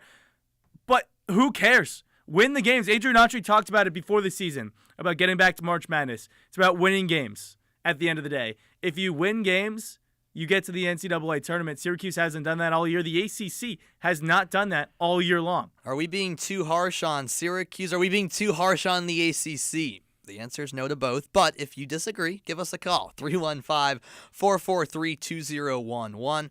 You can also shoot us a text. That's an option too, folks. 315-556-3929 is the number for our text line. Sam Reese and Jordan Leonard with you for about 18 more minutes here on the double overtime up until 11 o'clock. We'd still love to hear from you, especially on this more big picture stuff as we wind down in the show, because the last time, Jordan, the ACC, and I will have to fact check this, but I believe the last time the ACC only had 3 teams make the NCAA tournament was actually 2003, the year SU happened to win the Natty. We're talking about a conference that a couple of years ago was, easily one of the best in the country. And even to see the fall off of a team like North Carolina, too, it is a bit sad. Yeah. I mean, it's the fall off of the entire conference. Leonard Hamilton at the end of the year is going to resign from Florida State. And Larinaga left. Miami's trash. Larinaga in December. Miami is trash. They actually just beat Notre Dame for their first win in ACC play the other day. But, I mean, you look at what the ACC has been. It's been a slow decline. And all the legendary coaches that really made this conference what it was, that was the ACC, the conference of legendary coaches, whether it was Leonard Hamilton at FSU, Jim Larinaga at Miami, Roy Williams at UNC, Coach K at Duke, Jim Boeheim at Syracuse. I mean, they're all gone. The conference is a shell of itself for what teams the expectations are for these teams every year, and the coaches. And yes, John Shire's done a really good job at Duke. Hubert Davis has done a solid job at UNC overall. This might not be their best season, but he took them to a national championship. They've done a solid job, but it's just not the same. We talked about the aura with Ryan Bridges in the last segment. The aura of the ACC was like royalty for a couple of years ago, and basically the 2010s. That was the aura of the ACC, and now it's bottom of the barrel in the Power Conference. It's sad to watch. It is. It is really sad to watch. And we listened to Duke dominate Syracuse on these WAER airwaves. So I did want to bring this up because I'm very intrigued to get your take on this. Duke, according to, all these nerd metrics, whatever they use for this, Ken Palm's formula here. It says Duke has a 43% chance to go undefeated. That's low to me. In conference play, it's as a sport analytics minor, it has to do with the combination of the facts that they have to play 8 more games. Yeah. They also play Illinois. Well, no, but I'm talking about just undefeated in the ACC. I mean, yes, they do have an easy schedule compared to how good they are, but when you add up the fact that they have to win every single game in 7, that the combination aspect, I'm not saying they won't, but the combination aspect of it is why the 43% is as low as it is. All right. If you look at each individual game, insight. if you look at each individual game, which they showed on the TV broadcast per KenPom, it was like 97, 99. Yeah, it was like an 80% or above, other than Illinois, an 80% or above chance to win every single conference game the rest of the way. So I don't really get how that math works, but you explained it. I appreciate that. It still doesn't Not make a math sense to guy? me. Not a math guy, Sam? No, I stick to the talking on the radio. Yeah. The takes. The sports? Listen, basketball? Yeah, exactly. I guess I'm half decent at that. I got to find something I'm decent at. It's not math. It's not analytics, but I appreciate the sports analytics minor in you giving me that lesson. Listen, I'm looking at the schedule right now. In terms of conference play. For Duke? Yeah, for Duke, exactly. The toughest game is this weekend, Clemson, in my opinion. It's at Clemson, and I still think they win that. Outside of that, they're going to win the rest of the games, no doubt about it. And they'll beat Clemson this weekend. They're going undefeated. Duke is strides above Clemson. And, their strides above the whole conference. It's at Clemson, but it does not matter. I mean, No, you look at the schedule, like you said, Sam, both the California teams are at home. UVA is not that good. It's on the road, sure. They're at terrible. Miami, they're horrible. They're terrible. Florida State is they a suck. shell of itself at this point of the season. Wake Forest, is a solid ACC team. They kept it close in the first meeting. They kept it close, but Wake hasn't won a big game all season long. It's at home, too. Yeah. And then you go at UNC. I think that's the toughest game you got just because of the rivalry. It's on the road. And if you think about it, too, we talked about the bubble teams. UNC is probably going to need that win desperately at that point of the year to get a quad one and a fair point. signature win to potentially make the NCAA tournament. That there might be more desperation at that point from UNC, which could get them the victory in the last point of the season. And I mean, you look at Syracuse's final schedule, just talking about the ACC, there's some winnable games actually coming up. Not that it really means anything at this point, too. But, you're playing some of the bottom barrel of the ACC teams, Boston College, Miami, both in the bottom 3, Virginia Tech, Virginia, who's been bad in the first year under Tony Bennett. Those are winnable games. And I guess that's a question that we'll debate, not on this show, but going forward the rest of the season for Syracuse men's basketball, how much these wins actually mean for the program. That's a great point. I don't know how much they do really mean, unfortunately, based on how disastrous it's been so far through the first 23 games. We're up against another break, but worry not, because to put a wrap on things here on the Double Overtime, Jordan and I are going to give you our final words. I promise you won't want to miss it. We still got about 12 minutes left on the Double Overtime, which rolls on after a break. Stick around.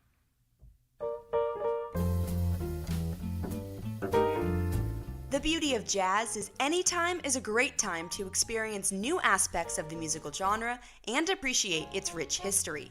WAER's HD2 channel is a dedicated source for jazz music 24 hours a day. Available to stream at WAER.org or on your HD radio.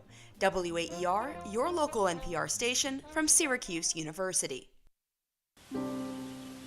Listening to the wings of a monarch butterfly. What a magical thought.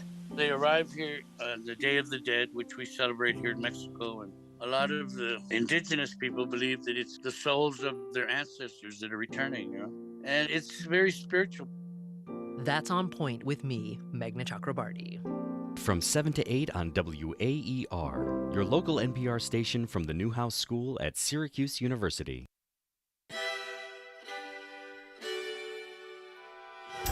If the government was not going to look at these numbers, we were going to answer the question, how many people died in Puerto Rico? This is how the news should sound. The biggest stories of our time, powered by the journalists of the New York Times.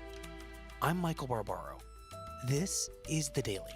Weeknights at 6:30 on 88.3 WAER. Duke controls with Sion James in 5 feet. Malawach, and he slams it down.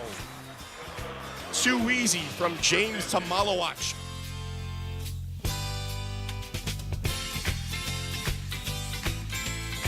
Welcome back into the double overtime here on WAER. About to wrap up shop, taking you all the way up until 11 p.m. following a 83-54 Duke victory over Syracuse inside the Dome. Sam Reese alongside Jordan Leonard. And Sam, we got final words time. What you got? I'll get right into it. And hey, I was hyping up Duke. I said they'll run the table in ACC play. Not only that, the Blue Devils are going to win the national championship, ladies and gentlemen. And I'm not just basing this off of tonight's game, obviously. I mean, it was basically an exhibition for Duke tonight. But this team's the real deal. And some of the passing I saw tonight, again, I don't care if it was bad opposition for them. I was like, my goodness, this team's the real deal. You know, they beat Auburn earlier in the season, which I think that Auburn team is legit for sure. But this Duke team is something else. The amount of young talent, of course, led by Cooper Flagg, but then you got, Knipple, Proctor, Maluach. The talent, the list of talent goes on. And I don't think this Blue Devils team is feeble like past teams have been. I'm convinced, and again, I know we're not at the tournament, we're not at the postseason yet, but I've seen enough. They still haven't lost a game in ACC play. This could backfire on me badly, but I really do believe this is a legit team, well deserving of the number 2 ranking they currently have. Sure, they're in the weak conference that is the ACC, like we discussed minutes ago. I don't care. They've proven that they can beat the number 1 team in the country right now. They're going to do that when it matters the most in the NCAA tournament, and this team led by Cooper Flagg and a bunch of one-and-dones is going to lead the Blue Devils to the glory land, and I know a lot of Syracuse people do not like to hear that. I don't love saying it, but I got to tell the truth, Jordan, and they're going to win it all. I don't know if I agree that they're going to win it all, but they are going to get to the Final Four. This might be the most talented overall Duke team that we've seen in years. Yeah, Auburn or one of those SEC teams, just because of how battle-tested they are in the NCAA, but there's going to be so many of them too. I think Auburn might get the job done this season. You're big on Auburn. I'm big on Auburn. Bama too, a Final Four team last year.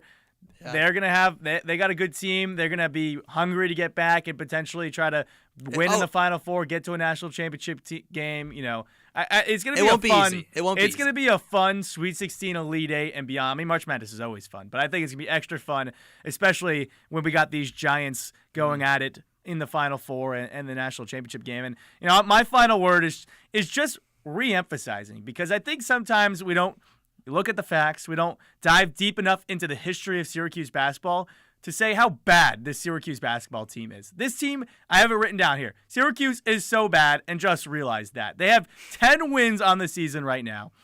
They had 17 straight years, Sam. 17 straight years of 20-plus wins or more.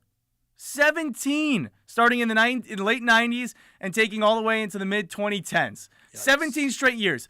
That is what Syracuse was at its best, and Syracuse is hitting rock bottom. And I hope for Syracuse fans' sake that this is rock bottom, because it's not even just the fact that they're not a good team. It's a transitional year potentially. Adrian Autry lost a lot of guys in the offseason, brings a lot of new guys in, has a good recruiting class coming in next year. But when you lose games like this in the fashion that you do, how can you even watch this team at this point? You lost by 29 to Duke. You lost basically, I know the final score was 12 or 14 to Clemson. You basically lost by 20 to Clemson on the road. You lost by 20-plus to Louisville. The Maryland game was an absolute abomination in Brooklyn. The Tennessee game, for the second straight year, you get absolutely doused by Tennessee. When you play these good teams, at least be in it. Come on now. They never are. Make it a game. You're never in the game. Yeah. That's what brings in fans. It's not necessarily the success. As a Jets fan, I could say this. It's not necessarily the overall success, but when you come out and you're not expected to win a game, and you're playing as an underdog, and you show fight, even that UNC game last season for Syracuse, when you get those wins or you are in it to the end, at least show that you have and something. Engages the fan base. That's how bad this Syracuse team is. They're going to have the least amount of wins since the early 2010s, because they got some winnable games down the stretch, but that's going to be the fact. But this team is so bad. This team is hopefully, for Syracuse fans' sake, once again, rock bottom, because this team is absolutely atrocious. Unfortunately, they have some games left to go. fortunately for us, we get to cover them. Men's basketball taking on Boston College on Saturday. One of the bottom of the barrel ACC teams. They lost to Louisville earlier tonight. Talk about pathetic. After a big win, though, I wouldn't say big win, a buzzer beater win against Florida State at home. A win.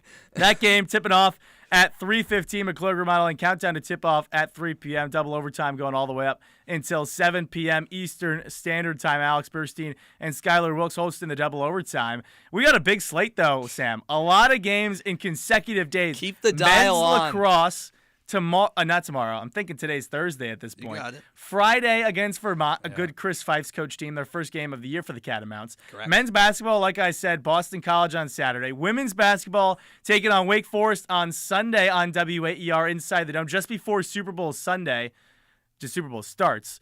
Men's lacrosse against Towson on Monday. A Towson team that almost beat Johns Hopkins. One goal game. And then men's basketball taking on Miami on Tuesday. We got days and days of WAER coverage. It's going to be a lot of fun. I mean, this is basically heaven. This is It's fantastic. sports heaven. It's sports heaven. Just keep the dial on. Don't even turn us off.